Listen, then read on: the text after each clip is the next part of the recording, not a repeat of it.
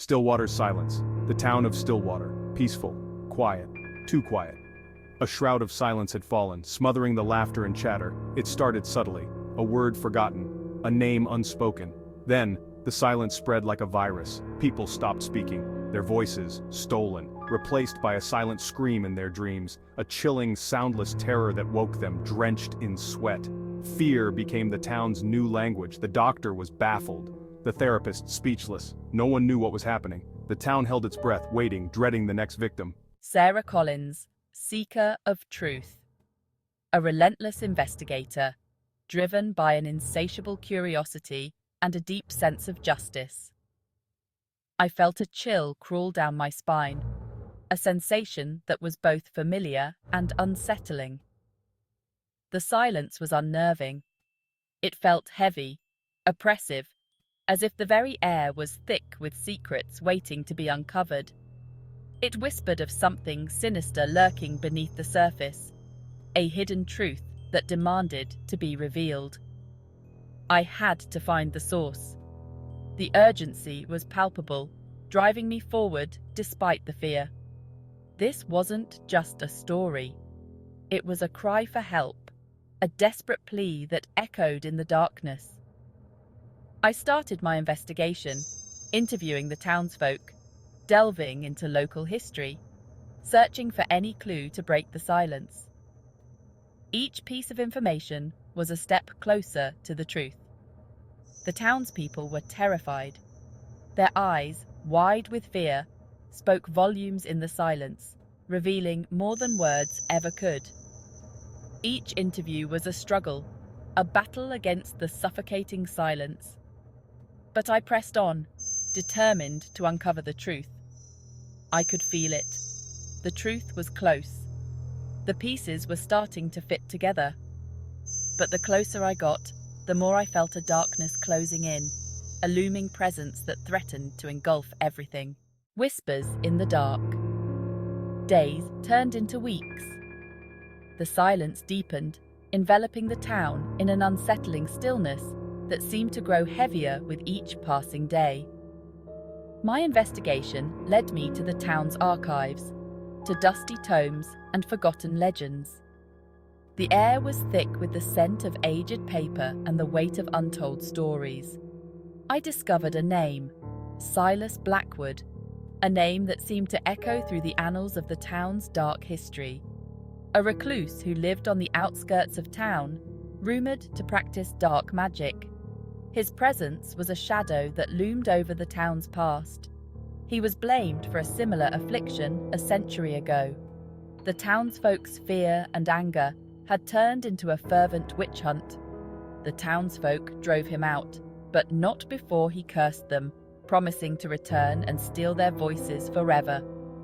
His words were a chilling prophecy that haunted the town. The legend was dismissed as folklore, until now. The eerie silence that had fallen over the town seemed to give credence to the old tales. My heart pounded. Could Blackwood be responsible for the town's current plight? Was the legend true? The questions gnawed at me, demanding answers. I had to find Blackwood. He held the key to breaking the curse. The path ahead was fraught with danger, but I had no choice. The fate of the town rested on my shoulders. Blackwood's house stood at the edge of town, a dilapidated Victorian mansion, shrouded in an unnatural stillness. A sense of dread washed over Sarah as she approached. The silence here was absolute, deafening.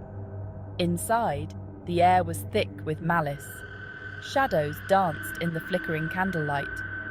Sarah could feel her own voice catching in her throat, the fear threatening to consume her. But she pushed forward, her resolve hardening. You dare seek me out?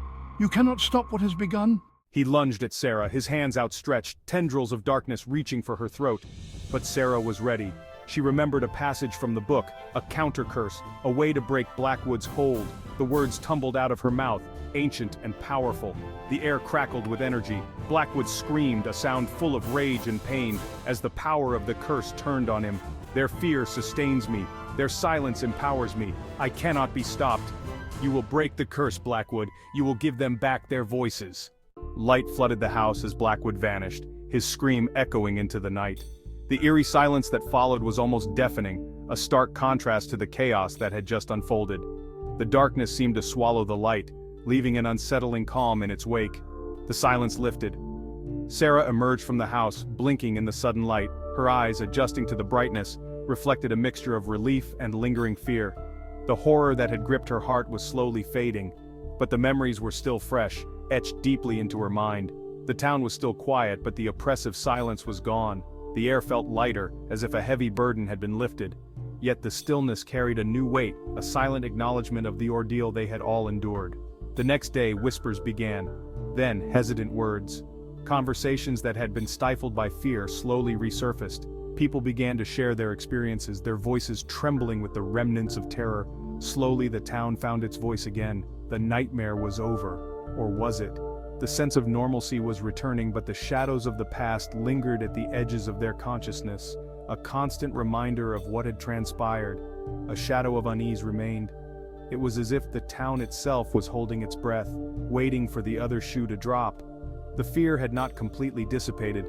It had merely retreated to the corners, biding its time. For Sarah knew some wounds run deep. Her concern was palpable, her eyes reflecting the emotional scars that would take time to heal. The haunting memories of that night would not easily fade. The silence might be broken, but the fear, the memory of that chilling, soundless scream, would linger in the hearts of the townsfolk, a reminder of the darkness that lay sleeping beneath the surface, waiting. The town had survived, but the true test was whether they could ever truly move on from the shadows that had once consumed them.